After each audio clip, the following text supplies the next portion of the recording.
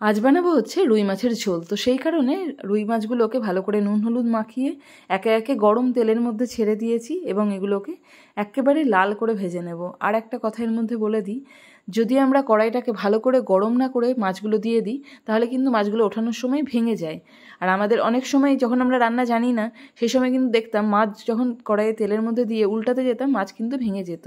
কিন্তু দেখুন যেহেতু তেলটা গরম করে দিয়েছি তো দেখুন সব মাছগুলো কিন্তু গোটাই উঠে গেছে এবং দেখুন এক পিঠ কিন্তু খুব সুন্দর লাল ভাজা হয়ে গেছে, অপর পিঠও আমি ভালো করে ভেজে তুলে নিয়েছি।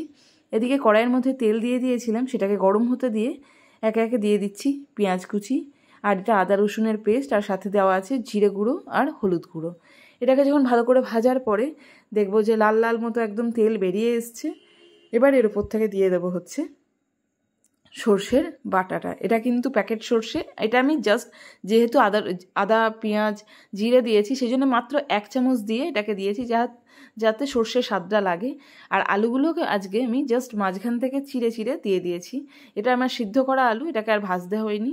একদম তাড়াতাড়ি বানানোর জন্য এই ট্রিকটা ইউজ করতেই পারেন। আর এবার দিয়ে দিচ্ছি হচ্ছে ওপর থেকে ভেজে রাখা মাছগুলোকে।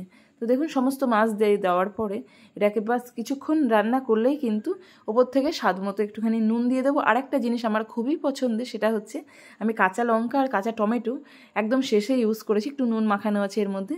বাস রেডি হয়ে গেছে আমাদের রুই সর্ষে। তো রেসিপিটা যদি ভালো লাগে তাহলে অবশ্যই একটা মতামত জানাবেন আপনাদের এবং চ্যানেলটাকে সাবস্ক্রাইব করে দেবেন। Thank you.